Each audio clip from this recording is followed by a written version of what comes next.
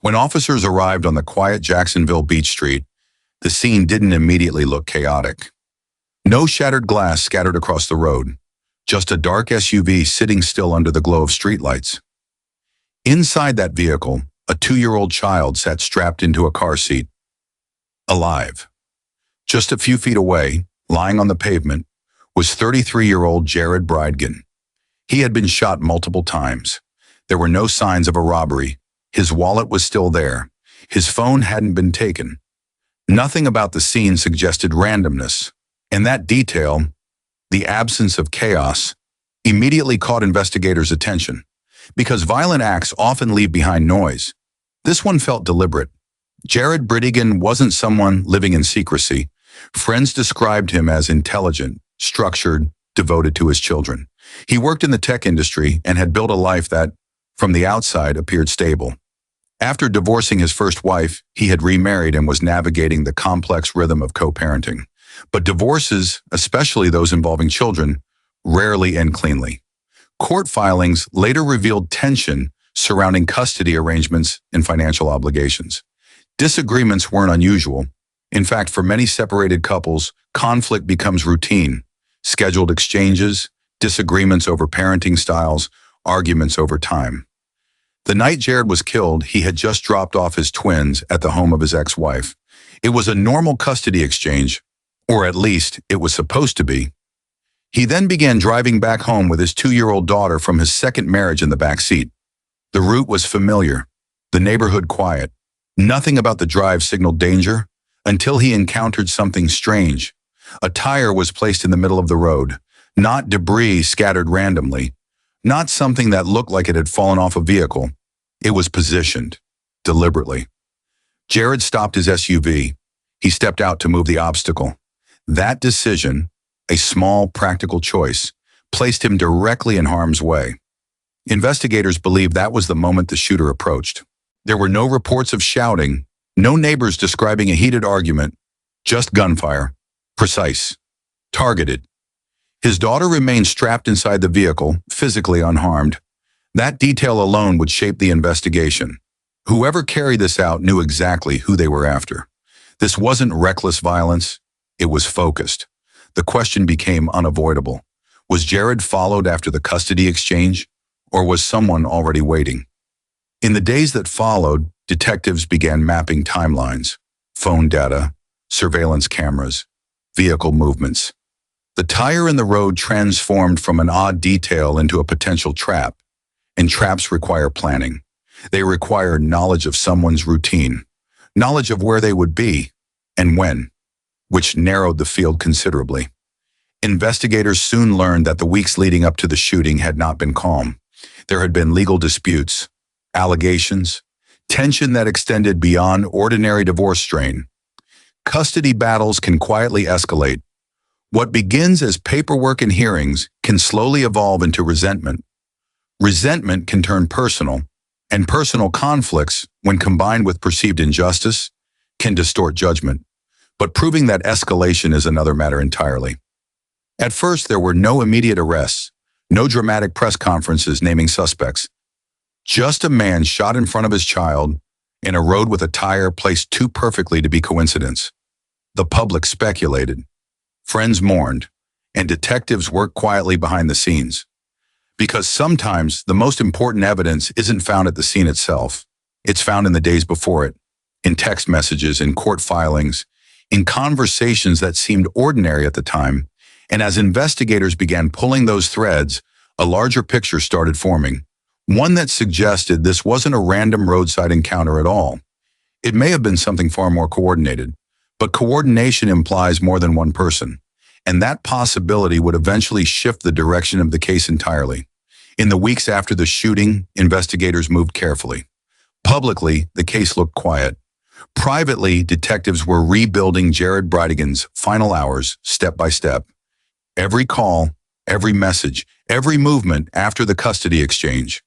Nothing about the crime scene suggested panic or spontaneity. The shooter hadn't taken anything. There was no attempt to stage a robbery, and the tire placed in the road continued to stand out as one of the clearest indicators that this had been planned. Planning means knowledge. Knowledge means proximity. That realization pushed investigators to look closely at the people who knew Jared's routines best. As detectives examined digital records, patterns began to form. Communications, timelines, and personal relationships slowly painted a more complicated picture, one that extended beyond a single individual pulling a trigger. The possibility of coordination started to feel less like speculation and more like a working theory. Meanwhile, the public narrative remained cautious. Authorities released limited information. For Jared's family and friends, the silence was frustrating. Questions hung in the air. Why would someone target a father driving home with his child? What kind of anger crosses that line? The answer, investigators believed, might lie in a conflict that had been unfolding long before the night of the shooting. Divorce, especially when children are involved, creates ongoing connections even after emotional bonds break. Court schedules, financial responsibilities, new relationships, they can become flashpoints. And when resentment lingers, ordinary disagreements sometimes take on a sharper edge.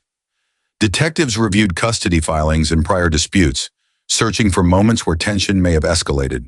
The goal wasn't just to understand what happened on that road, but why someone would decide it had to happen at all. Months passed. Then the case changed direction. An arrest connected to the shooting suggested that investigators were pursuing something larger than a random act of violence. According to prosecutors, the attack wasn't impulsive. It had been organized, arranged, and carried out with deliberate intent. That revelation shifted public perception overnight. The idea of a roadside ambush now felt even darker, because prosecutors alleged it involved planning by multiple people. As more information surfaced, attention turned toward individuals connected through marriage and past relationships. Authorities began describing a narrative involving alleged agreements, preparation, and coordination leading up to the night Jared was killed. The tone of the investigation became clear. This was no longer about one person's actions. It was about conspiracy. Court documents described communications and circumstances that investigators believed linked the pieces together. Digital evidence, movements before the crime, and statements made after it all became part of a larger puzzle. And as that puzzle formed, another element began drawing attention: behavior. Investigators and observers alike noticed how calm certain individuals appeared publicly. Interviews, statements, and reactions were analyzed intensely. In high-profile cases, people often expect visible emotion, grief, or shock. When reactions don't match expectations, it invites scrutiny, fair or not. But detectives know better than to rely solely on impressions. Calm doesn't prove guilt. Panic doesn't prove innocence. Instead, investigators focus on consistency. Do statements match timelines? Do explanations align with physical evidence? In this case, prosecutors argued that they didn't, and that those inconsistencies helped uncover a deeper plan. Still, the legal process remained careful. Charges and allegations are not convictions. Defense teams pushed back, presenting alternative interpretations, challenging evidence, and arguing that assumptions were being made. As the case moved into courtrooms, the story became larger than a single night on a quiet road. It became a conversation about custody conflict, emotional escalation, and how private grievances can spiral into irreversible decisions. For Jared's family, however, the legal arguments could never erase the moment itself. A father shot while his child sat just feet away. That image remains central to the public's understanding of the case, and perhaps that's what makes it so unsettling. The scene was silent, controlled, almost methodical, the kind of event that suggests someone believed they could manage every detail, from timing to location to outcome. But investigations rarely stay contained forever. Digital trails expand. People talk, and carefully built plans often unravel under scrutiny. In the end, prosecutors would argue that the shooting wasn't a sudden act of rage at all. Instead, they claimed it was the result of decisions made over time. Decisions shaped by conflict, resentment, and a desire to gain control. The courts will ultimately decide responsibility. As the case moves through the courts, one thing remains unchanged. A father never made it home that night. A child was left in the back seat, waiting. And investigators say the most dangerous part wasn't what happened on that road. It was everything that allegedly happened before it. Because the truth is, crimes like this rarely begin with violence. They begin quietly, inside conversations, inside resentment, inside decisions that feel small until they aren't. This is True Crime Exposed, and this case is far from forgotten.